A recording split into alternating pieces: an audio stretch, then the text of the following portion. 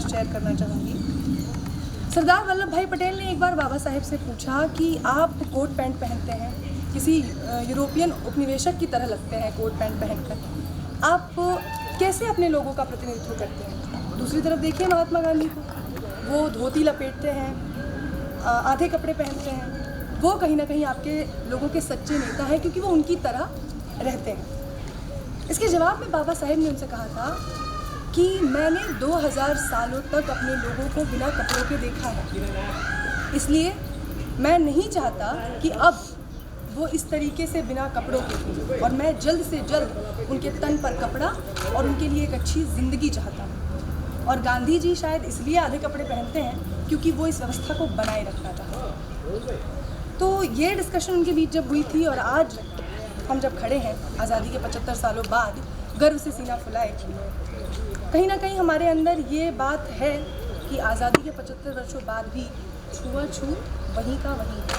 आज भी एक बच्चे की जान जाती है क्योंकि वो एक छोटी जाति से आता है। वर्ण व्यवस्था का असर इस कदर हावी है। तो आज यहाँ मेरे पीछे जो आप देख रहे हैं ये चुनाव से रिलेटेड बातें हैं, इस पर आते हैं। अब ये ईवीएम का एक प्रारूप है, इस पर कुछ सवाल है जो गुजराती में लिखे हैं, हिंदी में भी आपको इनका अर्थ बताएंगे। और ये वीवीपैट किस तरीके से इस बार के चुनावों को असर डालने का पूरा जो व्यवस्था की गई है वो किया गया है। और सबसे पहले मैं मार्टिन सर बहुत स्वागत है आपका जनता लाइव पर। पहला सवाल यही है आपसे कि ये चुनावों में आपने जो मुद्दा उठाया है कि जातिवाद को ख़त्म करने के लिए जो राजनीतिक पार्टी अपने मैनिफेस्टो में ये बात डालेगी और जो ये कहे कि उनके पास एक कॉन्क्रीट प्लान हो कि आने वाले 5 सालों में वो ना सिर्फ इस मुद्दे को मैनिफेस्टो में डालें और भूल जाएं, बल्कि एक कॉन्क्रीट प्लान के तहत कि आप कैसे जाति व्यवस्था को ख़त्म करेंगे, जातिवाद को ख़त्म करेंगे, तभी आपको वोट मिलेगा। तो ये सवाल है इनका और राजनीतिक पार्टियों से ये इनका कहना भी है। तो सर ये विचार कब आपके दिमाग में आया? नहीं, कि जब हमने आंदोलन किया था छुआछूत मुक्त भारत का इस सिक्के के द्वारा, और हरियाणा बॉर्डर पे जो रोका गया है और बोला कि नहीं आगे नहीं बढ़ेंगे, और हमने बोला कि ठीक है हम तो आंदोलन वाले हैं तो आंदोलन तो पूरा करके रहेंगे, और तभी गुजरात इलेक्शन हमें पता है आने वाला है, तो हमको लगा ये सही माहौल है ये बात वापस करने का। तो हकीकत तो वह है कि दलित को अछूत मानता है, उसका मत अछूत नहीं होता है, और वो मत लेने के तो कुछ भी करेंगे। तो पहली बार हमने ये मुद्दा उठाया कि आपके चुनावी घोषणा पत्र में छुआछूत मुक्त भारत का और छुआछूत हटाने का जो कॉन्क्रीट ठोस आयोजन होगा तभी मत देंगे। अभी पार्टी के लिए आसान है एक लाइन में रख देने का कि हम छुआछूत दूर कर देंगे, तो इसलिए हमने पूरा एजेंडा लिख दिया है। छुआछूत है, स्कूल में है, पंचायत में है, मंदिर में है, प्री मैट्रिक स्कॉलरशिप में आपने पैसे कम कर दिया है, बराबर। और यहाँ लिखा है कि दलित आदिवासी के कितने खून होंगे 2023 में बताइए, क्योंकि कानून का मतलब था एट्रोसिटी को प्रिवेंट करना, रिपोर्टिंग करना नहीं। तो आप जब होता है उसके बाद रिपोर्ट करते हो, प्रिवेंशन का क्या काम किया आपने? बिल्कुल नहीं किया।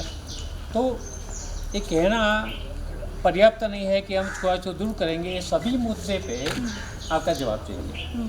गुजरात में जो भी अंडर ट्रायल्स है उसमें ज़्यादातर दलित और आदिवासी है। जिस कौम के साथ इतने अत्याचार होते हैं वही अक्यूज बन के गुजरात में अंडर ट्रायल्स है। गुजरात में जितने भी कुपोषित बच्चे हैं उसमें ज़्यादातर दलित और आदिवासी। आज़ादी के बाद ज़मीन सुधारने का जो कार्यक्रम आया लैंड रिफॉर्म का, तब ये वादा किया था कि 37,50,000 एकड़ ज़मीन आदिवासी और दलित को दिया जाए। 55 साल के इम्प्लीमेंटेशन के बाद 1/3 ज़मीन भी अभी तक नहीं दिया। रिजर्वेशन का इम्प्लीमेंटेशन नहीं हो रहा है। तो हमने ये सभी मुद्दे बोला कि इसका आपको जवाब देना पड़ेगा। तो ये हेतु को ध्यान में रख के, क्योंकि ज़्यादातर लोग मानते हैं कि गरीब लोग हैं तो थोड़ा शराब दे दो और पकौड़े खिला दो तो वोट मिल जाएगा, लेकिन ये माहौल अभी नहीं है। बहुत जागरूक है समाज, और ये हमने बनाया है 90 तहसील में घूमेगा 1 महीने में, और आप देखेंगे कि हर गांव में जब पार्टी चुनाव के लिए मत मांगने जाएंगी, हर एक दरवाजे पे लोग ये पत्रिका लेके खड़े रहेंगे, बोलेंगे इसका क्या करना। तो ये हमारा राजकीय शिक्षा का अभियान है पूरा। और यहाँ पे जो सारे सवाल हैं जो गुजराती में लिखे हैं, मैं इनको हिंदी में दोहरा दूँ। पहला ही जो सवाल है वो सर ये है कि छुआछूत मुक्त भारत यात्रा के सिक्के और दान को क्यों स्वीकार नहीं किया गया जब आप लोग इसे लेकर पहुँचे थे? जी, इसमें ऐसा कुछ नहीं था जो ऐसी बड़ी मांग थी या जो कोई बड़ा एक मांग पत्र हो कि हमें ये चीज़ें मंगवानी है।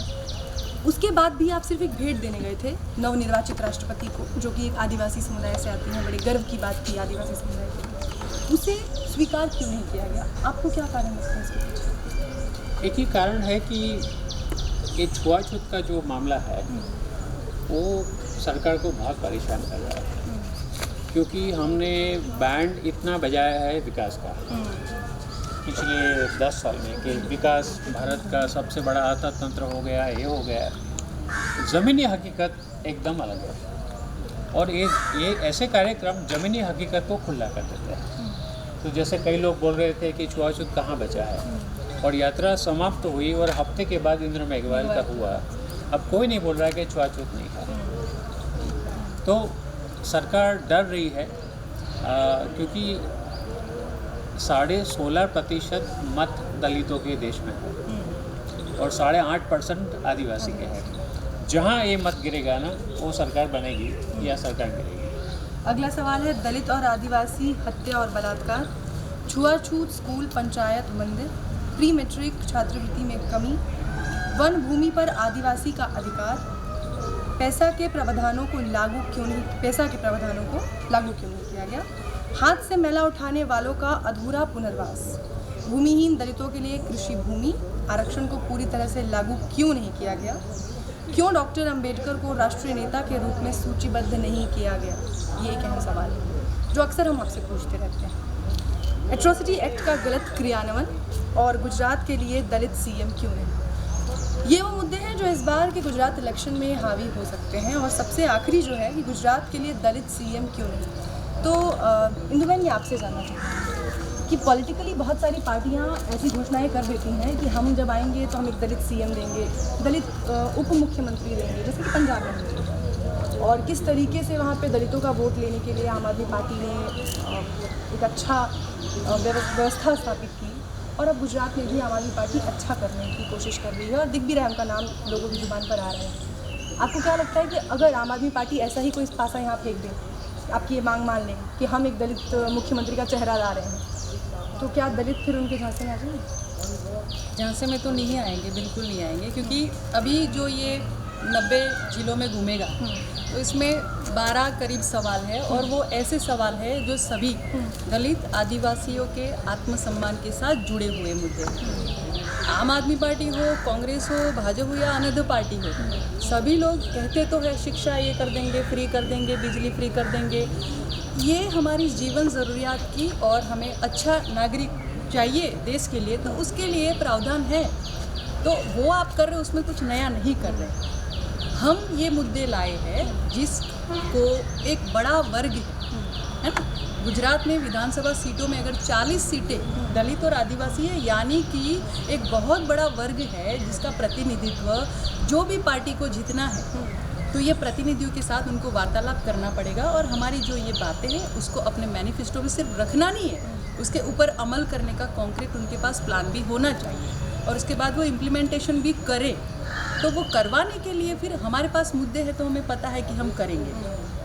आंदोलन तो बहुत सारे होते हैं। अभी यहाँ सफाई कर्मचारी का आंदोलन चल रहा है, सरकार पे जो पुलिस वाले हैं ग्रेड पे के लिए कर रहे हैं। आंगनवाड़ी की महिलाएं, हजारों कार्यकर्ता है जिनको आए दिन पकड़ के कहीं अलग जगह पे ले जाया जाता है। जैसे हम लोगों को वहाँ हरियाणा बॉर्डर पे कहीं पे रख दिया था, लेकिन जब हमारे बड़ा प्रधान 2 बार आ चुके, गृह मंत्री 2 बार आ चुके गुजरात का दौरा करने के लिए, तो उस समय उन्हीं आंगनवाड़ी कार्यकर्ताओं को बोला जाता है कि आप सिंपल जो सादे ड्रेस है उसमें आइए, वरना आंगनवाड़ी कार्यकर्ताएं होती है उनका एक अलग से साड़ी या ड्रेस होता है, तो उस ड्रेस कोड के साथ नहीं, लेकिन हम सिंपल लोगों की तरह आइए। तो फिर उनके जो मुद्दे हैं उनको आप क्यों नहीं लेते? आप महिलाओं की बात करके, आप महिलाओं के राखी बंधवाने के प्रॉमिस देने के बाद आप वड़ा प्रधान पद तक चले गए और आपने एक आदिवासी महिला को वहाँ पर बिठाया भी है, लेकिन वो हमारा ये छुआछूत मुक्त यात्रा निकला, उसको रोका गया। उससे पहले हमने उनको भी लिखित में खत दिया था, लेकिन उसके बारे में वो एक शब्द नहीं कह पाई अपने तरीके से। आप पार्टी को छोड़ो, आप पार्टी को प्रामाणिक रहिए, है ना, क्योंकि पार्टी ने आपको बिठाया, लेकिन आप समाज को 1% तो प्रामाणिक होने का दावा करिए कि मैं उसी समाज से आती हूँ, तो पक्ष साइड में रखती हूँ, लेकिन एक आदिवासी महिला होने के नाते मैं कुछ तो समर्थन दूँ। आपने नहीं दिया। दूसरी बात कि गुजरात में जैसे उत्तर प्रदेश में मायावती जी मुख्यमंत्री बन चुकी है ना, हालांकि उत्तर प्रदेश को सबसे ज़्यादा ऐसा माना जाता है कि वहाँ पर अत्याचार, गुंडागर्दी और ज़्यादातर गुंडे ही बने, ऐसा लोगों का कहना है वहाँ की परिस्थिति को ध्यान में रखते हुए। लेकिन फिर भी वहाँ पे एक दलित महिला मुख्यमंत्री बन सकती है, 3 बार बन सकती है। गुजरात एक ऐसा स्टेट है जिसको मॉडल स्टेट माना जाता है और उसके बारे में विकास तो इतनी हम बहुत सारी बातें करते हैं, गर्व लेने की बातें करते हैं। तो इसी गुजरात में जिसका 1% माना जाए जो जैन समाज से है, तो उनका हमें विरोध नहीं है, लेकिन जिसका 1% है वो लोग अगर सीएम बन सकते हैं तो हमारे तो 40 सीटें हैं और 7.5 करोड़ लोग शेड्यूल कास्ट से आते हैं, 14% लोग जो है वो आदिवासी इलाकों से आते हैं। तो इतनी सारी हमारी जनगणना होने के बावजूद हमारा प्रतिनिधित्व क्यों नहीं हो सकता? तो हमारा ये सवाल है कि हमारे SC या ST से मुख्यमंत्री क्यों नहीं? बिल्कुल। ये जो है, ये आपका जो बैनर है, कितना मीटर होता है? 90 मीटर। इस पर क्या लिखा है? इस पे लिखा है कि हम उसी पक्ष को वोट देंगे जिस पक्ष के मैनिफेस्टो में क्लियरली आयोजन किया हुआ है, और समय के साथ मैनिफेस्टो में ऐड कर देने से कुछ नहीं होता, लेकिन उसके साथ वो आयोजन भी उनका होगा, कॉन्क्रीट प्लान होगा कि हम इतने समय में भारत देश में नहीं, लेकिन सिर्फ गुजरात में, क्योंकि अभी हम गुजरात में ये प्रोग्राम कर रहे हैं, तो गुजरात में एटलीस्ट आप 5 ऐसे हमारे जो मुद्दे हैं उसके ऊपर काम करते हैं। तो आगे के जो मुद्दे हैं 2024 की आने वाला है ना, तो कुछ ऐसा जरूरी नहीं कि आप अभी के अभी सारे मुद्दे हम आपको समय देंगे। बिल्कुल। और एक सवाल और है कि हम जिस देश की बात कर रहे हैं, आज़ादी के 75 वर्षों की बात कर रहे हैं, यहाँ राजनीतिक पार्टियों के मैनिफेस्टो में मंदिर निर्माण की बात है कि अगर हमारी सरकार आएगी तो हम वो मंदिर बनवा देंगे, हम ये करवा देंगे। छुआछूत को खत्म करने की बात आज तक किसी ने की नहीं की, और आज आप इसके लिए लड़ रहे हैं, और अभी भी इस बात की गारंटी नहीं है कि कोई राजनीतिक पार्टी इसको मान ले। ऐसा है कि उनका जितना भी अभी तक के चुनाव, वो 2014 से उन्होंने जो धार्मिक लेवल पे लोगों को भड़का के राजनीति शुरू की, और उसका उनको रिजल्ट भी मिला, क्योंकि लोग धार्मिकता से भरे। और जब आप एक हिंदू की बात करते हैं तो कहीं ना कहीं सभी को लगता है कि भले हमको चाय रोटी ना मिले, है ना, लेकिन हम हिंदू हैं अभी। तो वही बात वो सभी बार दोहराते हैं, और उसी कुटिल राजनीति से वो लोग हर बार चुनाव जीतते हैं।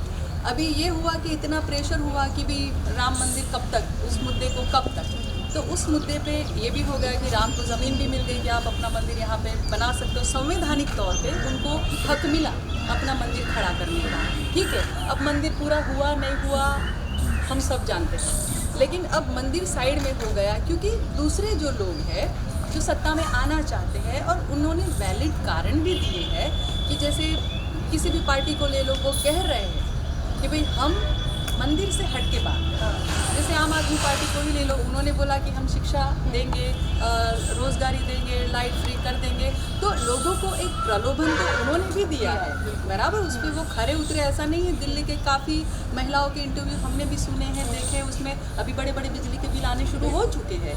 तो ज़रूरी नहीं है कि जो उन्होंने बोला वो कर रहे, अगर जो उन्होंने बोला वो पार्टियां प्रामाणिकता से करती तो आज 90 साल के बाद भी हमें पूना पैक्ट में तो बोला था कि 10 साल में हम आरक्षण को खत्म कर देंगे, क्योंकि यहाँ पे छुआछूत नाम का कोई कीड़ा ही नहीं रहेगा। लेकिन आज भी हम शिक्षा की बात नहीं कर रहे, हम रोजगार की बात नहीं कर रहे, हम मेहनती लोग हैं।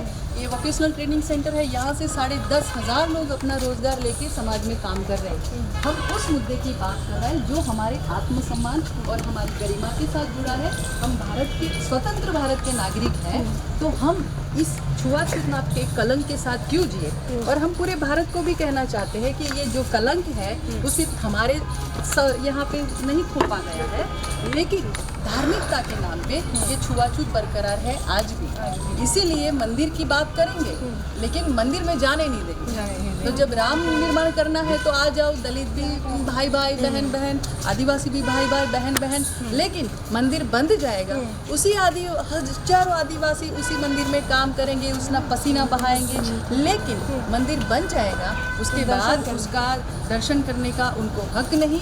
दूसरा, उस मंदिर को पवित्र करने के लिए किसी का मूत्र ला के छिड़क देंगे, बराबर। और फिर मंदिर की पवित्रता को बनाए रखने के लिए हम लोगों को अंदर एंट्री नहीं करना है। और 24 सितंबर 1932 को एक जो करार हुआ था बाबा साहेब और महात्मा गांधी के बीच में, उसको पूना पैक्ट के नाम से हम सब जानते हैं। और 24 सितंबर को ही आप लोग ये अपनी यात्रा निकालने वाले हैं ताकि लोगों को वो करार भी याद रहे और किस तरीके से उस करार के ज़रिए बाबा साहेब ने कोशिश की थी कि वो अपने समाज को एक हथियार दे सके जिसके तहत वो लड़ सके, और वो लड़ाई आज तक लोगों की जारी है। तो सर 24 सितंबर को किस तरीके से आप लोगों को याद दिलाएंगे उनके अधिकारों को, और किस तरीके से चुनावों में वो उन चीज़ों का इस्तेमाल कर सकते हैं, ये उनको बताएं। बाबा साहब ने बताया था कि हमारी दलितों की एक बड़ी ताकत बन सकती है, वो हमारी वोट की ताकत है, मत की ताकत है। और आप पुना करार में भी देखिए तो गांधी जी ने अनशन किया था, तो क्या बोला था, ये अनशन मैं भगवान की आज्ञा से कर रहा हूँ। तो पॉलिटिकल जो लड़ाई थी उसको गांधी ने कन्वर्ट कर दिया पूरे धर्म की लड़ाई के बीच में, और मेरे ख्याल से यही वापस आ रहा है। हमारा संविधान जब बना तो संविधान में बहुत क्लियर मार्गदर्शन दिया कि आप धर्म में रहना चाहते हो कि विज्ञान की ओर जाते हो। अगर धर्म में रहना चाहते हो और विज्ञान में नहीं जाओगे तो देश का काया पलट नहीं होने वाला।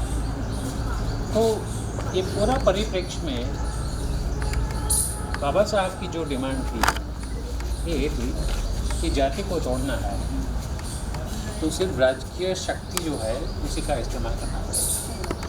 और वो मानते थे कि अलग मताधिकार सेपरेट इलेक्टोरेट वही एक तरीका है, क्योंकि मुस्लिमों को 1908 में दिया गया बराबर।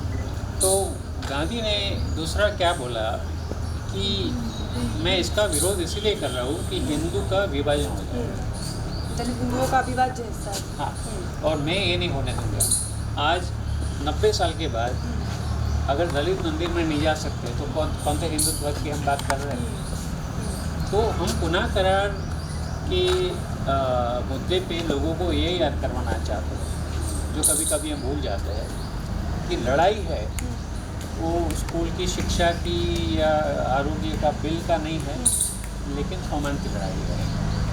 जब तक छुआछूत देश में रहेगा दलितों का विकास नहीं होने वाला। और इस बैनर पे देखिए यही चीज़ लिखी है हिंदी में, जो मैं आपको पढ़ के बता देती हूँ। जिस पक्ष के चुनावी घोषणा पत्र में छुआछूत नाबूद करने का ठोस आयोजन होगा उन्हीं पक्ष को हम वोट देंगे। ये सीधी बात है, लास्ट में कोई क्वेश्चन मार्क नहीं है, सीधा पूर्ण विराम है कि ये आपको इस बार दलितों का, आदिवासियों का वोट तभी मिलेगा जब आप उनके छुआछूत का जो मसला है उसको अपनी घोषणा पत्र में ना सिर्फ शामिल करेंगे बल्कि उस पर कोई ठोस कार्रवाई करेंगे, एक पूरा प्लान ऑफ एक्शन लेकर आएंगे कि आने वाले 5 सालों में किस तरीके से आप उस पर काम करने वाले हैं। तो ये मुद्दा एक ऐसा मुद्दा है जो इस बार गुजरात के चुनावी राजनीति को बदल कर रख सकता है।